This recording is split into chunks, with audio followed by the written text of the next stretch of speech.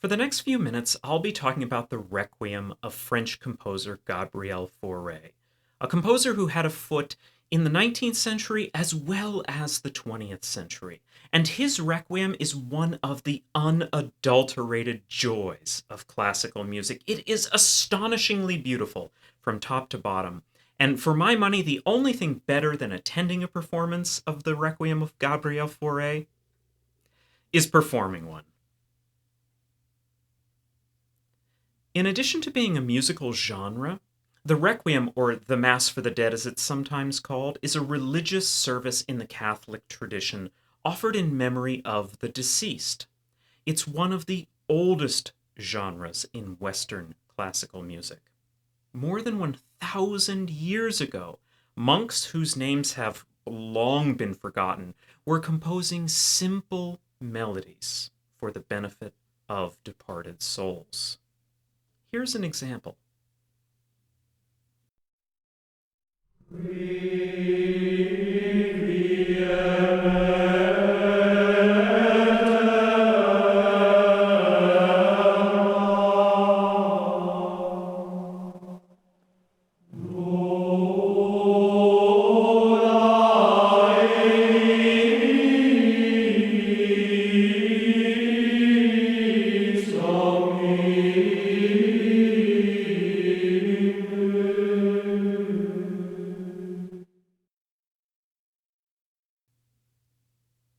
By the 1600s, these simple melodies served as the foundation around which more ornate, but similarly religious music was constructed.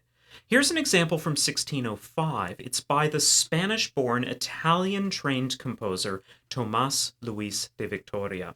And what I hope you'll hear is the Gregorian chant that I played a few moments ago, now surrounded by other musical voices.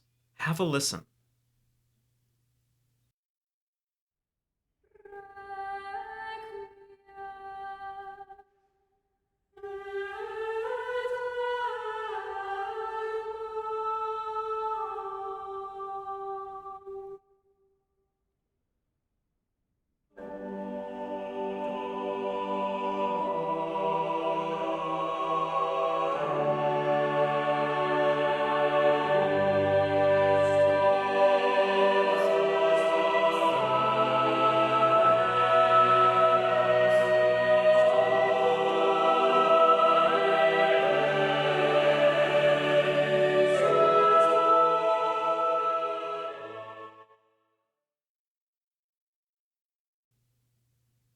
By the time well-known Requiem composers, such as Wolfgang Amadeus Mozart, took up the genre roughly 200 years after Victoria, requiems were increasingly heard in the concert hall as well as the sanctuary.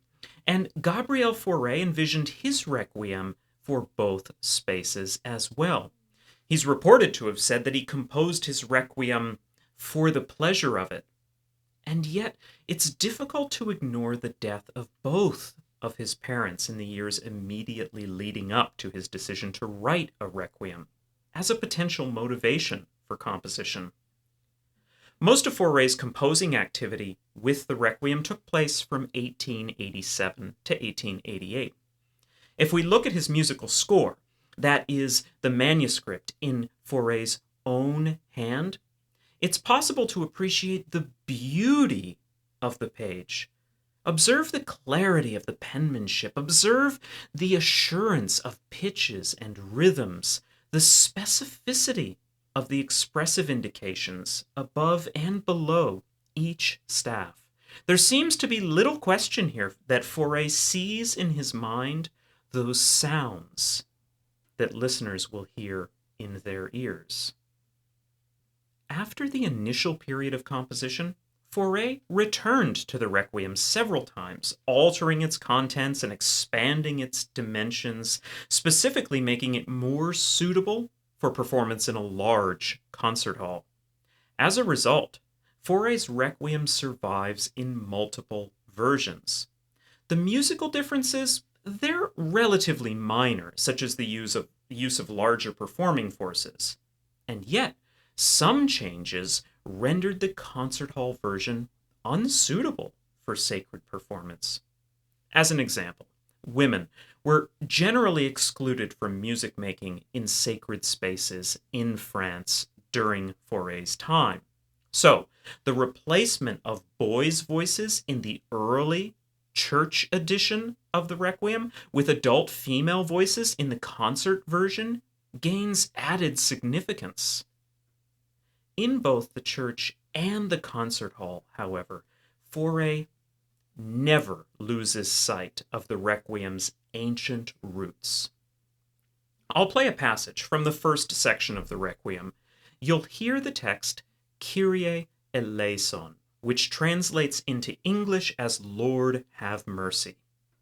Notice how Fauré imitates Gregorian chant, the style of music composed and performed by those nameless monks of the Middle Ages.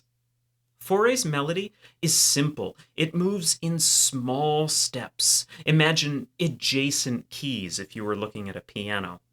And the range of the melody? Not large, suitable for a wide variety of voices. There's a single musical tone per syllable of text. It's an effect that emphasizes the text and the meaning of the text. It makes it easier to comprehend the text in performance and focuses the attention of the listener on the musical and the religious significance rather than on the virtuosity of any individual performer. Have a listen.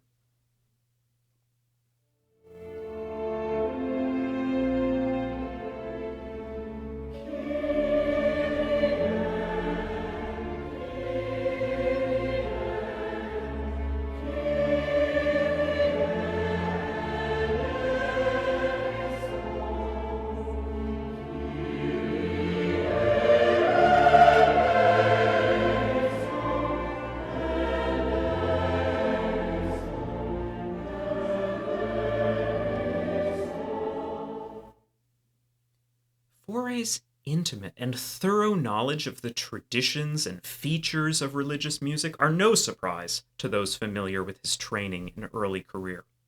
Fauré's earliest studies were in a curriculum and at a school designed specifically to educate and train church musicians. Fauré distinguished himself at every stage of his education, and this extends to his professional career as well. The culmination of the first half of his career came in 1896, when Fauré, now roughly 50 years old or so, was appointed organist at a major Parisian church, l'Église de la Madeleine. The church is perhaps most notable for its striking architecture. The outside of the church is built and modeled on the Pantheon in Rome. Fauré held various posts at La Madeleine for the past 2 decades. And as he was always quick to observe, he was not particularly fond of any of them. For Fauré, sacred music paid the bills, but it provided limited personal and artistic satisfaction. He was far more interested in non-religious music, and indeed, even as he ascended to the chief musical position at La Madeleine, he was already making serious and sustained inroads elsewhere in other types of musical activity, namely teaching at the Paris Conservatoire, and he was also pursuing opportunities to write large-scale musical works, such as symphonies, such as concertos, and, in particular, opera. The Requiem gives us a taste of Fauré as a composer of music with dramatic punch. In the third section of the Requiem, a passage of text, Hosanna in excelsis, which is part of a broader statement of praise to God in the highest. This prompts Fauré to write some of the most awesome, some of the most awe-inspiring music of the entire Requiem. As you watch and listen to this next video clip, notice a few things. Notice how the melody sung by soprano and alto voices transitions to a passage in which brass instruments enter, becoming ever increasingly louder And sopranos and altos, they grow louder too, in response. And when the chorus next enters, it's tenors and basses now crying out in their upper range. As quickly as the sound waxes, however, now it wanes, ending softly, humbly, with a solo violin.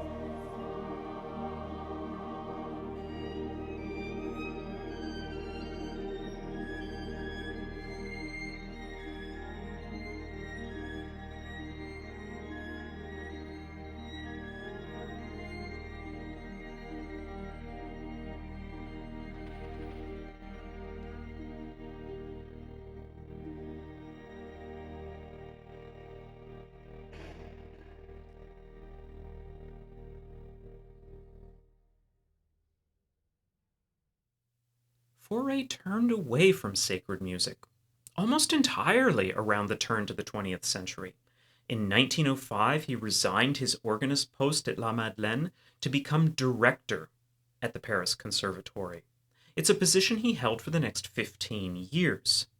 He also pursued music criticism during this time, but most significantly, his compositions in secular genres and in instrumental genres were gaining increased and significant recognition during this time.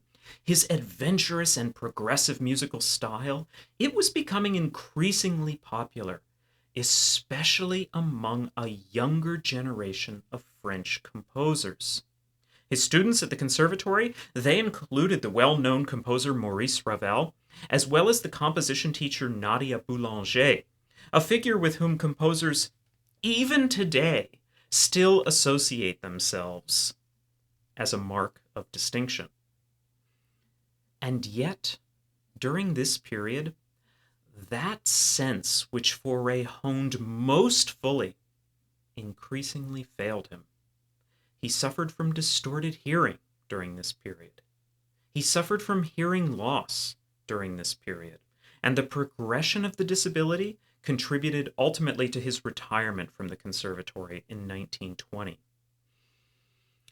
Fauré's health declined considerably from there.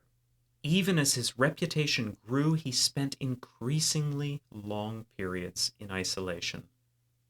On November 4th, 1924, Gabriel Fauré died. He was 79 years old. His body was returned to l'Église de la Madeleine, where a funeral mass was offered. The service was accompanied by his own Requiem, which remains today Fauré's best known and most frequently performed piece of music.